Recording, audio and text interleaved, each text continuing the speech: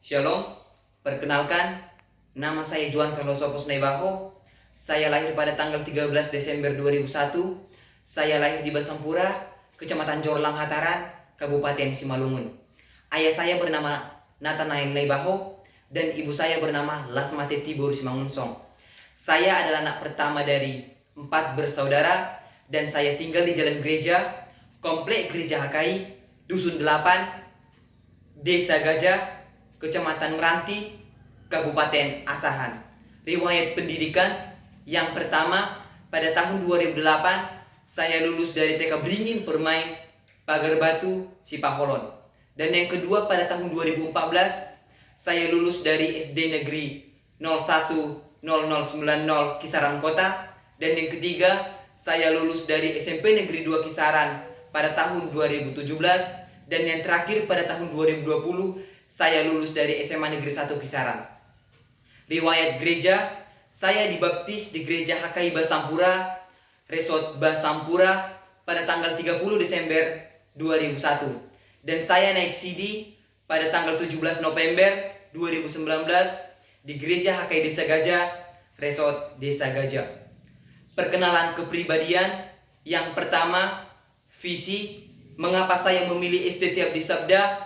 Karena SD Tiabdi Sabda menjalin kerjasama dengan kantor pusat HKI, dan ilmu pastoral di SD Tiabdi Sabda itu terkenal, sehingga saya ingin mempelajari ilmu pastoral ini di SD Tiabdi Sabda karena ini sangat penting dalam sebuah pelayanan.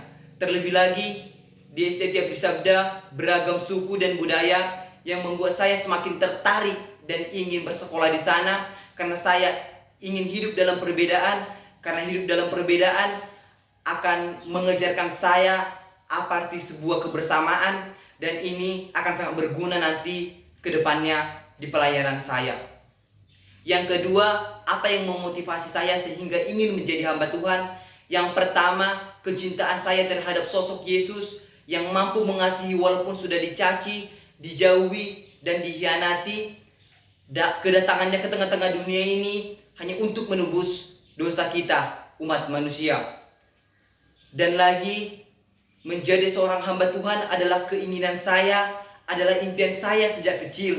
Dan impian ini bertumbuh dan berakar di dalam diri saya hingga saat ini, dan saya akan mewujud nyatakannya.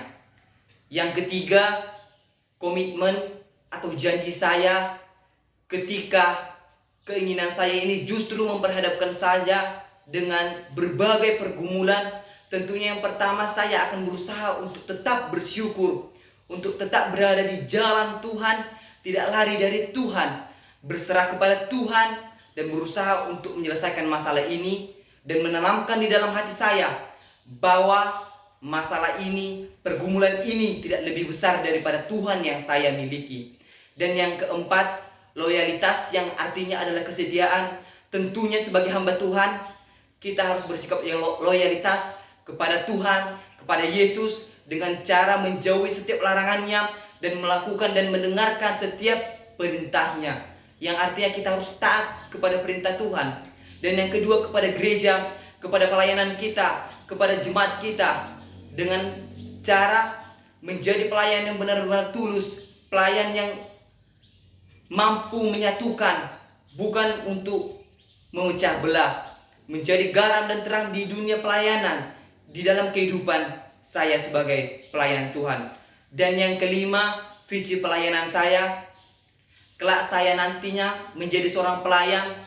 Hal-hal yang akan saya lakukan, yang pertama, merangkul orang-orang yang jauh dari Tuhan, orang-orang yang enggan untuk bersekutu, dengan cara melakukan pendekatan, melakukan kunjungan, dan perlahan-lahan diajak untuk ke jalan Tuhan, diajak untuk beribadah di gereja, beribadah bersama, bersekutu bersama, memuji dan memuliakan nama Tuhan.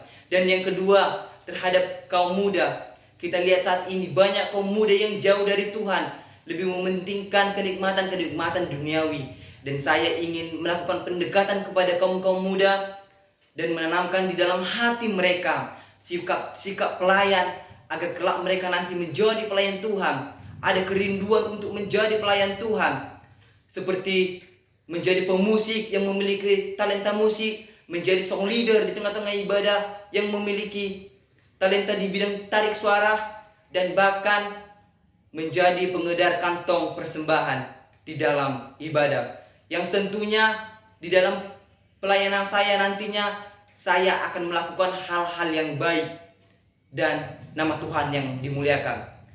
Sekian, mungkin banyak kata-kata yang kurang baik, yang kurang tepat. Saya mohon maaf karena saya juga harus masih banyak belajar. Terima kasih. Tuhan Yesus memberkati. Shalom.